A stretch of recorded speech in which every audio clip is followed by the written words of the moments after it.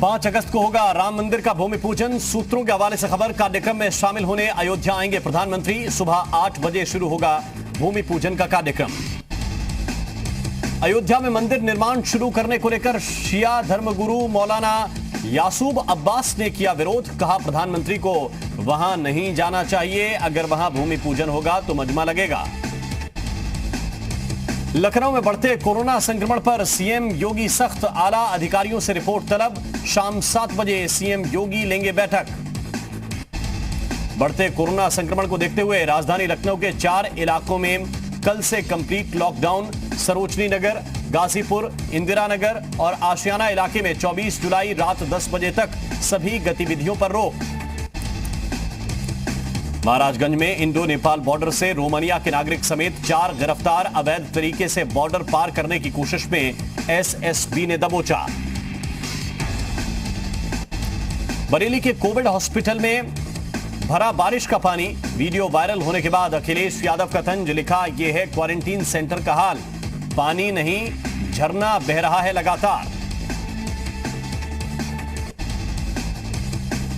उत्तराखंड में भारी बारिश ने बढ़ाई परेशानी, कुमाऊं मंडल में दिखा ज्यादा असर, जनजीवन प्रभावित। कानपुर में हुए बिकरू कांड के बाद पूरी तरह से एक्शन में पुलिस प्रशासन। पुलिसकर्मियों पर अब अपराधियों का रिकॉर्ड छिपाने के आरोप में एसएसपी ने कार्रवाई की। अनवरगंज के इंस्पेक्टर दिलीप बिंद को इसी आरोप में सस्पेंड किया गया। मथुरा के बरसाना में डबल मर्डर से सनसनी, अपहरण के बाद 2 दोस्तों की हत्या। भड़ोखर इलाके में जंगल में फेंके गए शव, पुलिस ने 2 आरोपियों को गिरफ्तार किया।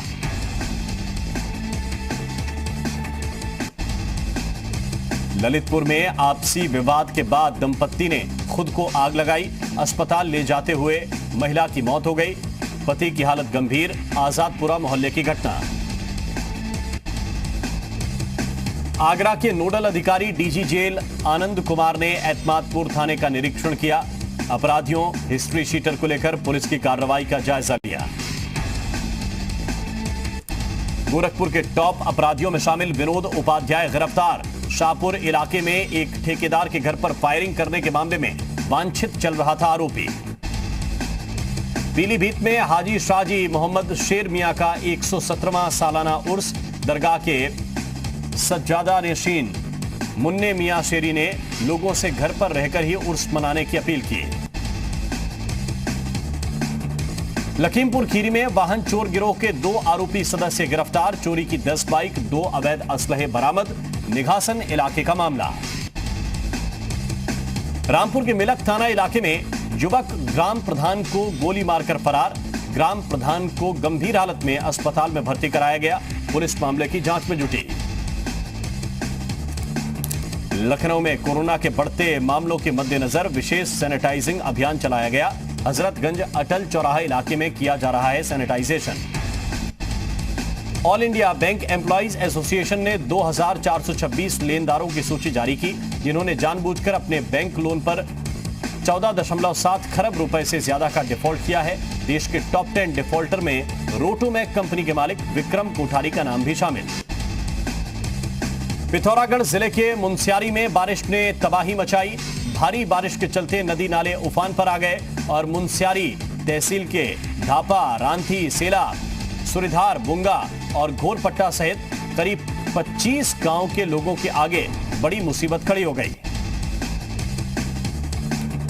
बारिश ने मौसम का मिजाज बदला। लखनऊ में सुबह अलग अलग इलाकों में बारिश हुई, कहीं तेज तो कहीं हल्की बारिश देखने को मिली।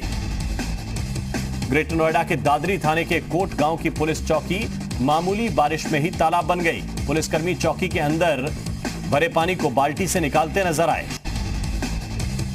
बरेली के राष्ट्रीय मेडिकल कॉलेज में बने लेवल 2 कोविड अस्पताल के आइसोलेशन वार्ड में बारिश का पानी भर गया, जिससे यहां भर्ती मरीजों का सामान और बेड भीग गए। कन्नौज में बड़ा सड़क हादसा, बेकाबू बस ने कार को मारी टक्कर। रोड से नीचे गड्ढे में गिरी दोनों गाड़ियां। हादसे में 6 लोगों की मौत, 18 घायल। कन्नौज हादसे पर सीएम योगी ने दुख जताया और घायलों का समुचित उपचार कराने के निर्देश दिए। घायलों को सौरिख और सैफई के अस्पताल में भर्ती कराया गया।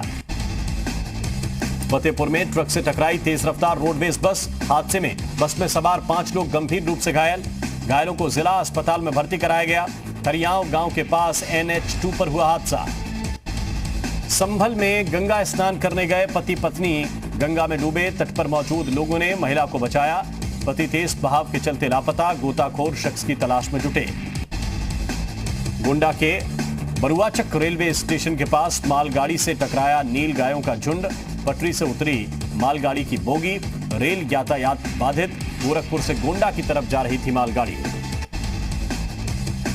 लखनऊ पुलिस मुख्यालय में अब तक 6 पुलिसकर्मी कोरोना पॉजिटिव। पुलिस मुख्यालय के सभी विभागों के आधे स्टाफ को ही ऑफिस आने के निर्देश। अब आधे स्टाफ से होगा पुलिस मुख्यालय में काम।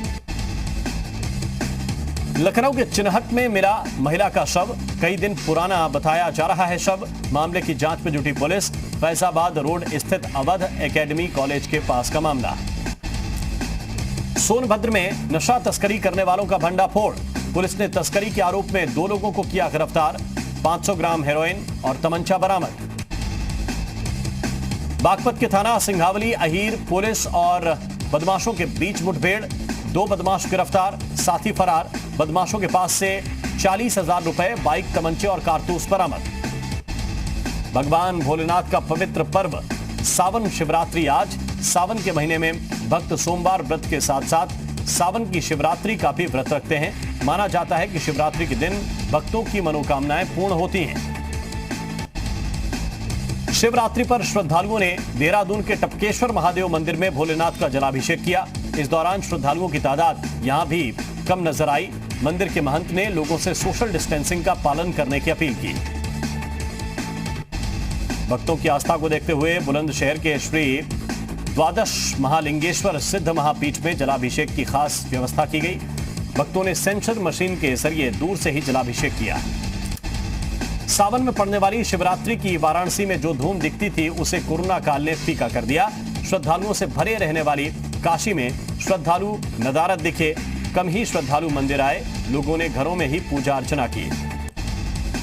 हरिद्वार में शिवालयों में जलाभिषेक पर लगाया गया प्रतिबंध। कोरोना संक्रमण के चलते लगाया गया प्रतिबंध। पुलिस प्रशासन ने बढ़ाई शहर की सुरक्षा व्यवस्था। सावन में बम भोले के जयकारों से गूंजने वाले शिव मंदिरों पर भी कोरोना का असर। आज शिवरात्रि पर भी मंदिर में श्रद्धालुओं की भीड़ देखने को नहीं मिली। लखनऊ के प्रसिद्ध मुक्तेश्वर धाम मंदिर में भी कुछ ऐसी ही तस्वीरें दिखी। चित्रकूट में प्रशासन ने अमावस्या मेला पर रोक लगाई। संतों के साथ बैठक कर लिया गया फैसला। संतों ने श्रद्धालुओं से घर में रहकर प्रभु की आराधना करने की अपील की। मथुरा के मडौरा गांव में धर्म परिवर्तन का मामला आया सामने। लालच देकर करवाया जा रहा था धर्म परिवर्तन। पुलिस ने 10 लोगों के खिलाफ केस दर्ज कर मुख्य आरोपी और उसके भतीजे को गिरफ्तार किया। सीतापुर में नाली के विवाद को लेकर खूब चले लाठी डंडे। एक की मौत, कई लोग घायल। पुलिस ने 7 लोगों के खिलाफ मुकदमा दर्ज किया, जिनमें से 4 की गिरफ्तारी भी हो गई है।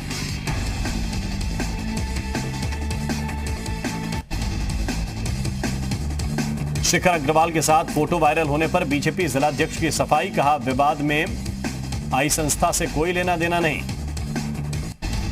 बीजेपी जिलाध्यक्ष के शिखर अग्रवाल के साथ फोटो वायरल होने पर सियासत शुरू। एसपी अध्यक्ष अखिलेश यादव ने ट्वीट में लिखा, यदि ऐसे अपराधी को इस तरह का सम्मान मिलेगा तो यकीनन इससे हमारे पुलिस अधिकारियों का मनोबल गिरेगा।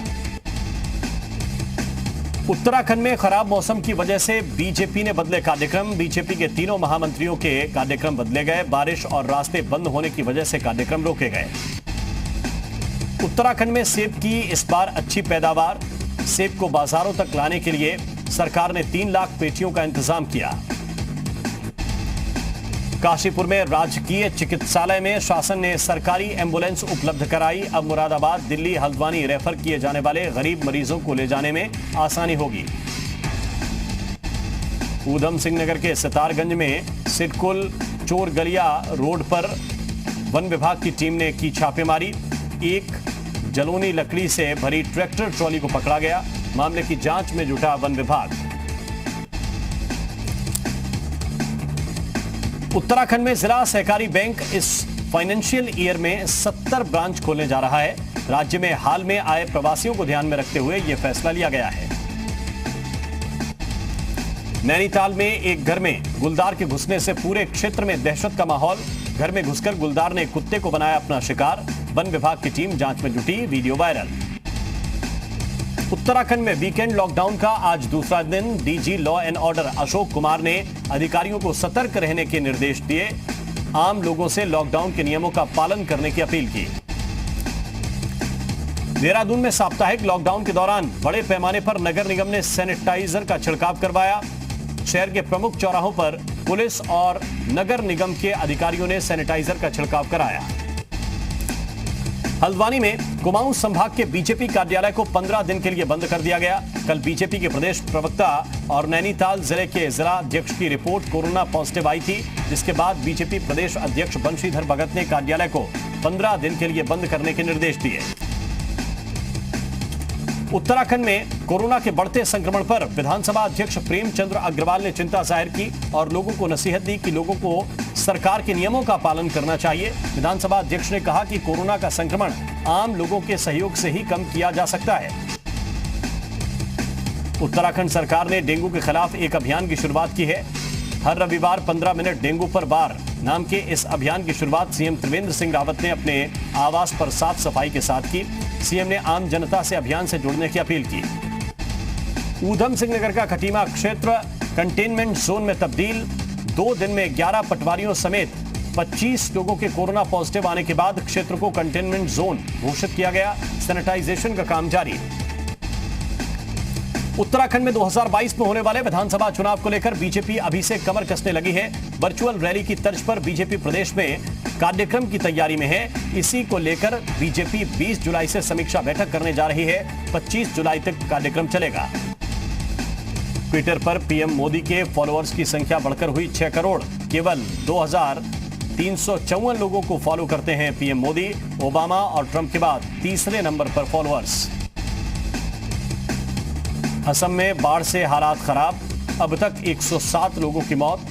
प्रधानमंत्री मोदी ने मुख्यमंत्री सर्बानंद सोनोवाल से बाढ़ के हालात पर जानकारी ली। देश में 24 घंटे में कोरोना के 38,902 मामले, 543 लोगों की मौत। कुल संक्रमित भी 10,77,618 हुए। राजस्थान फोन टैपिंग मामले में एक्शन में केंद्रीय गृह मंत्रालय। राज्य के मुख्य सचिव से मांगी रिपोर्ट। गहलोत राज्यपाल से मिले। सूत्रों के मुताबिक बुधवार को बुलाया जा सकता है विधानसभा का सत्र।